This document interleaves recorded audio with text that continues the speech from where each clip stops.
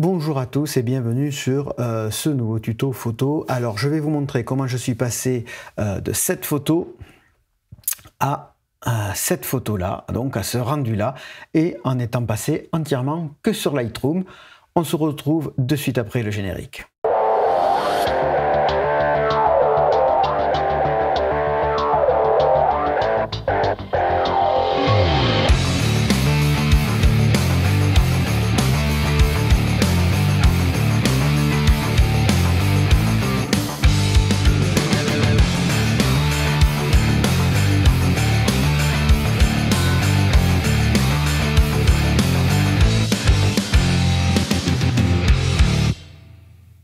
Alors, comme vous le voyez, changement de décor, oui, j'ai quitté la Suisse pour revenir en France. C'est pas la chose qui m'enchante le plus, mais il y a des fois dans la vie, il faut faire certains choix et je n'avais pas trop le choix que de revenir dans mon pays d'origine, la France. Alors, on se retrouve de suite sur Lightroom. Alors nous voici sur Lightroom et comme vous pouvez le voir, je vais vous montrer, comme je vous ai dit tout à l'heure, comment je suis passé de cette photo-là, à ce rendu-là en photo. Alors je ne vais pas refaire la photo parce que ça m'a demandé beaucoup de temps pour arriver à ce résultat-là, mais je vais vous montrer tous les détails des réglages Photoshop qui ont été faits pour arriver de la photo brute à ce résultat. Donc la photo a été faite au Sony A7 III avec un objectif, alors je crois que celui-là, je m'étais servi du Canon, on va le voir de suite. Non, elle a été faite au 24-70. Ouais, au 24-70, donc elle a été faite à 70 mm en ISO 200, f2.8 et à 1/50e. Alors oui, vous pouvez vous rendre compte qu'à 1/50e, la photo est quand même assez nette. Quand on vient voir, on voit bien que la mise au point a été bien faite au niveau des yeux, que la photo est assez nette. Voilà, donc vous avez l'origine. Pourquoi je me sers d'objectif Canon? Parce que quand j'ai changé le boîtier, j'en avais pas le budget pour repasser avec toute la gamme en objectif Sony, sachant que le moindre objectif Sony à l'équivalent du Canon que j'avais, il aurait fallu taper dans des G-Master et les 24-70 par exemple de G-Master sont à peu près dans les 2005 à 3000 euros et le 70-200 à peu près dans le même tarif, voire peut-être un poil plus cher. Donc c'est pour ça que je ne suis pas passé avec des objectifs Sony. C'est quelque chose qui finira par arriver à la longue de changer justement pour un boîtier, pour changer les objectifs en objectif Canon, en objectif Sony. Voilà, donc pour la petite histoire, revenons à notre photo. Donc dans un premier temps, ce que j'ai fait, comme vous voyez, ma photo est entièrement brute, et vous voyez que ici, si vous regardez dans mes réglages, je ne sais pas si on va le voir. Non, alors il ne nous informe pas, c'est vrai qu'on n'a pas beaucoup de réglages là-dessus, on n'en voit pas beaucoup, mais vous pouvez voir qu'à la photo d'origine, j'ai fait, je suis à 5008-5006 au niveau de l'éclairage, parce que ma balance des blancs est en balance des blancs naturelle, celle de la lumière du soleil, puisque je fais aussi de la vidéo et que je tourne beaucoup comme ça. Là, même en intérieur, je suis quand même réglé pour ma caméra en lumière du jour. J'aurais pu la régler plus froide parce que j'ai quand même un éclairage qui est juste derrière qui est quand même un peu chaud, mais j'ai laissé l'éclairage lumière du jour que j'ai d'habitude quand je tourne.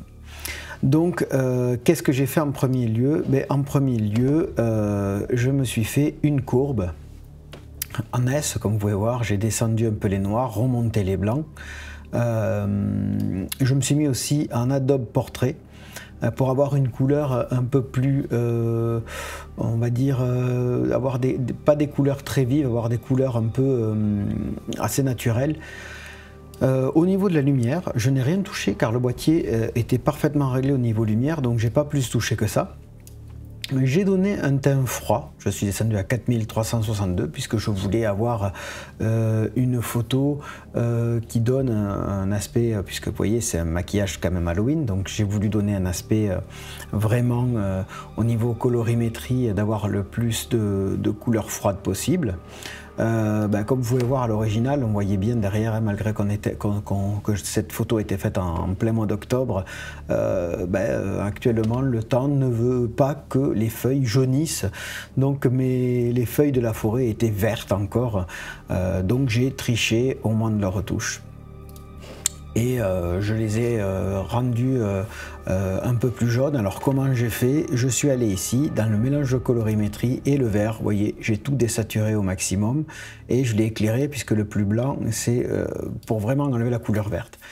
Après, je suis venu régler dans les jaunes pour avoir un peu plus d'orange, un peu plus de jaune sur les feuilles. Puis j'ai fini par faire mon réglage pour cacher le fond parce que je ne savais pas si au tout début j'allais garder, oui ou non, ma couleur de fond.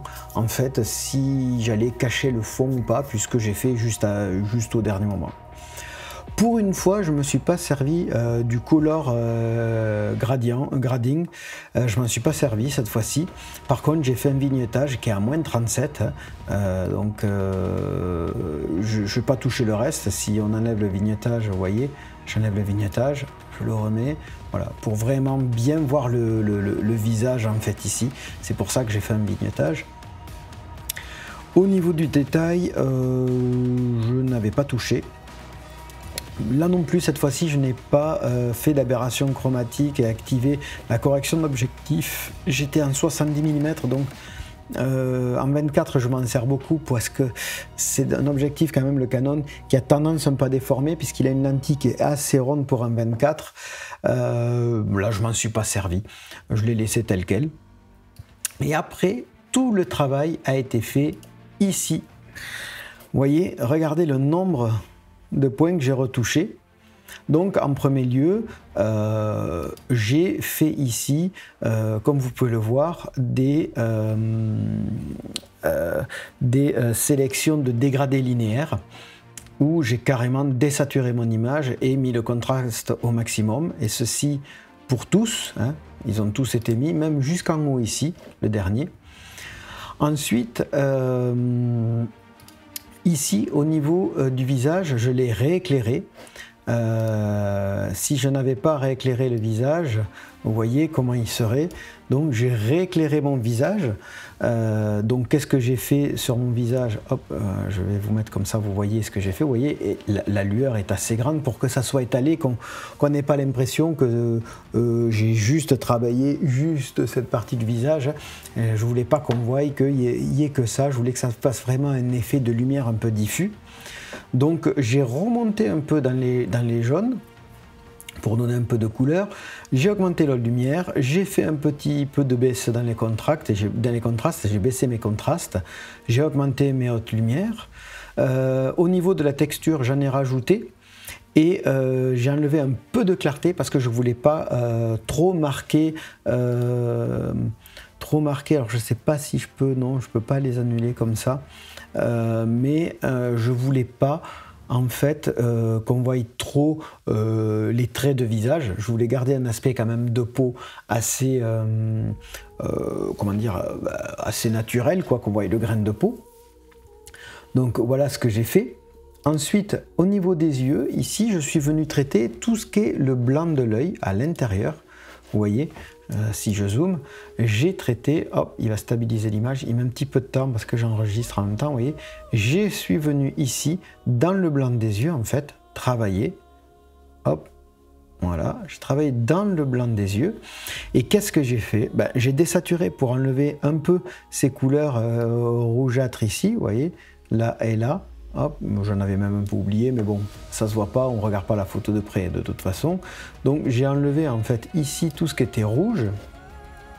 Bon, après j'aurais pu venir chercher jusqu'ici ce que j'avais pas fait sur la photo, mais de toute façon, au niveau final, on ne se rend même pas compte de cette partie-là. Vous voyez, j'ai enlevé donc la couleur rouge parce que si je vous remets ça, comme vous voyez, le temps qui réagit, voilà, on voyait un peu de bleu et un peu de rouge, ce qui est normal puisqu'on a les yeux qui ont un peu de sang. Donc j'ai gardé du blanc pour bien faire ressortir les yeux. Et après, je suis venu travailler la pupille de l'œil. Donc pour venir juste un peu dans le blanc de l'œil, oui c'est vrai que je ne vous ai pas dit. Donc j'ai fait une petite surexposition. J'ai augmenté un peu mes hautes lumières, j'ai enlevé du noir dans les yeux aussi, et des ombres, donc un peu d'ombre, pas de noir, pardon, un peu d'ombre, et j'ai augmenté un peu les blancs, et ce qui m'a permis d'avoir des yeux assez clairs. Après, je suis venu travailler la pupille de l'œil. La pupille, j'ai forcé la couleur pour avoir au début une couleur bien belle des yeux, parce que Amy a les yeux quand même qui sont jaune, un joli jaune orangé, un peu couleur automne, donc c'était assez joli, des yeux un peu bruns clairs, ils étaient très jolis, mais je voulais que ça soit raccord avec le maquillage, donc ce que j'ai fait ici dans ma teinte, je suis descendu à -89,9 pour avoir une couleur violette. Moi je trouvais que ça se mariait très bien, j'aurais très bien pu ne pas le faire, mais c'est comme ça que j'ai fait pour avoir ces yeux de cette couleur. Ce que j'ai fait là, on aurait très bien pu tout faire sur Photoshop, mais Lightroom est quand même aujourd'hui assez puissant pour faire de très très belles choses. Donc je touche beaucoup de photos sur Lightroom. Donc vous voyez, je ne suis pas allé chercher dans le détail, je ne suis pas allé enlever les petits cheveux là et là. Ça, j'ai voulu le garder.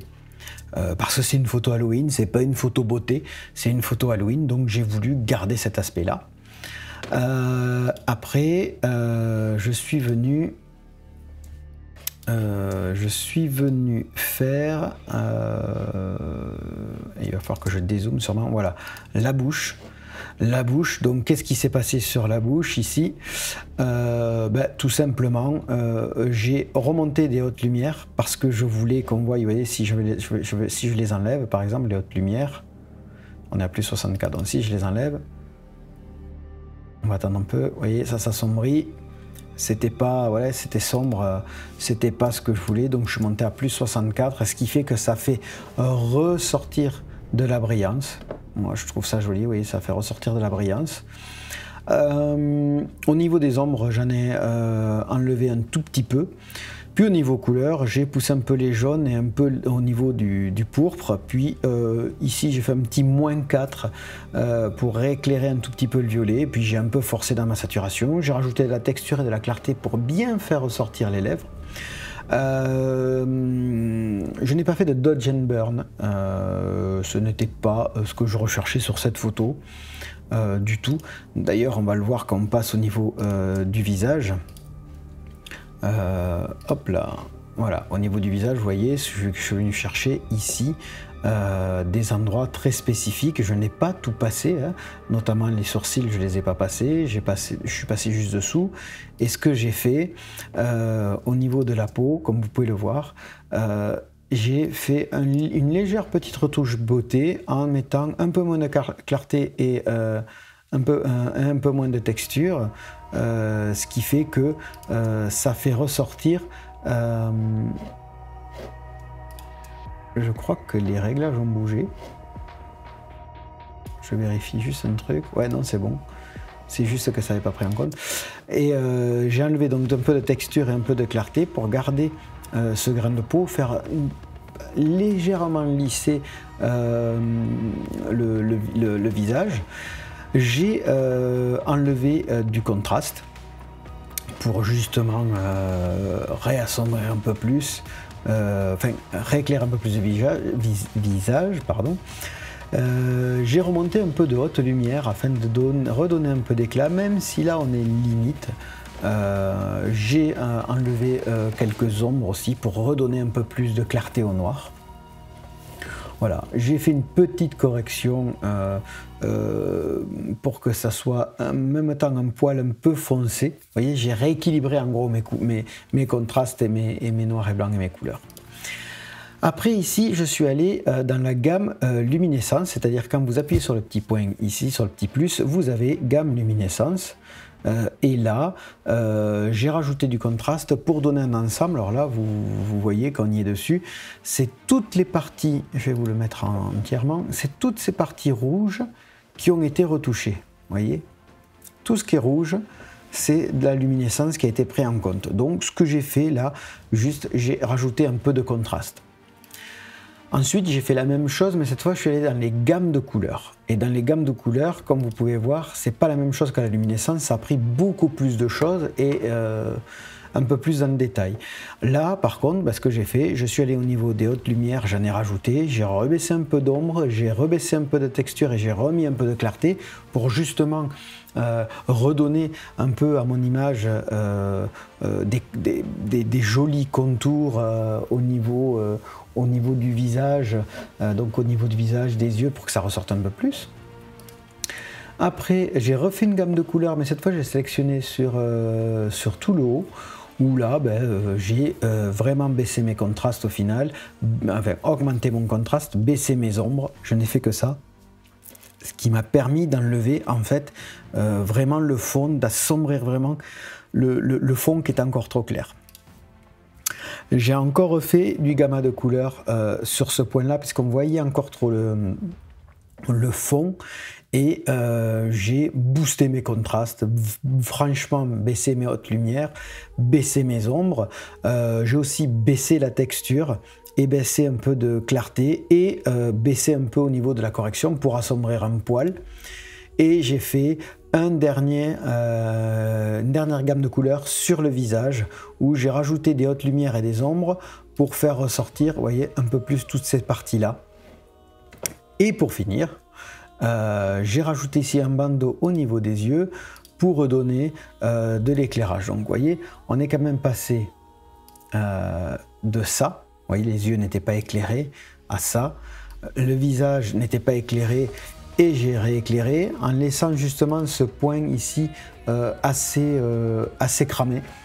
J'aurais très bien pu, si je voulais, vous voyez, on peut encore le faire, hein, prendre mon pinceau, venir baisser mes hautes lumières et dire ici, vous voyez, je vais franchement et dire, ouais, mais ici c'est trop cramé, donc je décide de soit baisser complètement, mais ça soit, mais je décide de baisser un peu, d'enlever un peu de cramé. Bon, j'aurais très bien pu le faire, c'est pas ce que je recherchais, je voulais laisser ça comme ça.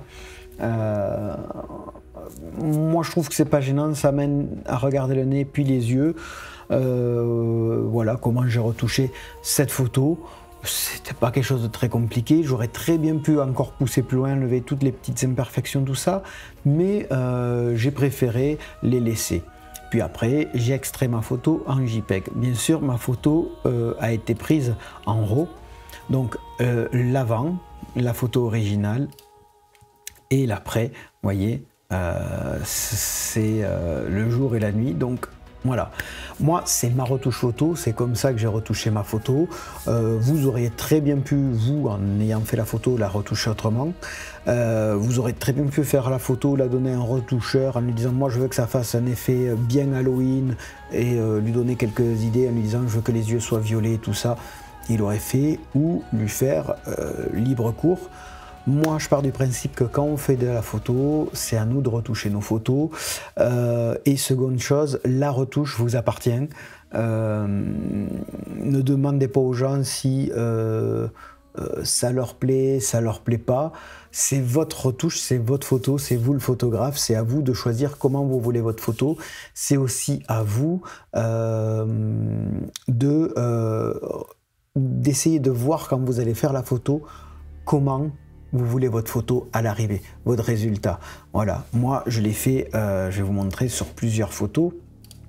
Je vais vous mettre avec les indices max. Vous voyez, il y a plein de photos. Quand on prend par exemple celle-là, qui est très jolie, vous voyez, vous avez avant et après. moi j'ai choisi de faire ce type de retouche là sur une autre photo, vous voyez, où il y avait une autre photographe qui était là ce jour-là. J'ai fait du backstage, la photo originale était comme ça, vous voyez, j'ai voulu donner une couleur automnale et j'ai fait ça. C'est vous qui devez voir en fait comment vous voulez votre photo, le résultat que vous souhaitez avoir.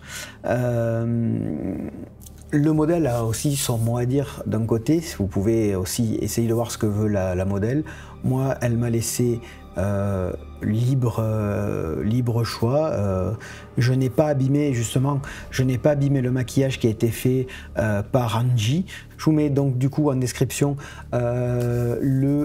l'Instagram de la maquilleuse, l'Instagram de Amy, l'Instagram de Padriga qui était avec moi ce jour-là, la photographe, et mon Instagram pour que vous puissiez aller voir ce que je fais et vous inspirer de l'univers des autres photographes qui ont shooté avec la modèle, de l'univers aussi de l'autre photographe qui était avec nous ce jour-là, que je remercie beaucoup et qui est vraiment adorable.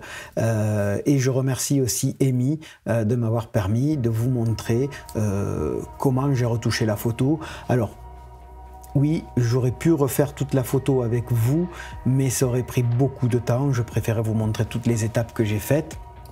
Donc, vous voyez, ça a pris quand même pas mal de calques. Sur Photoshop, ça aurait été la même chose avec des calques. Mais moi, j'aime bien Lightroom, j'aime bien cette approche. Donc voilà.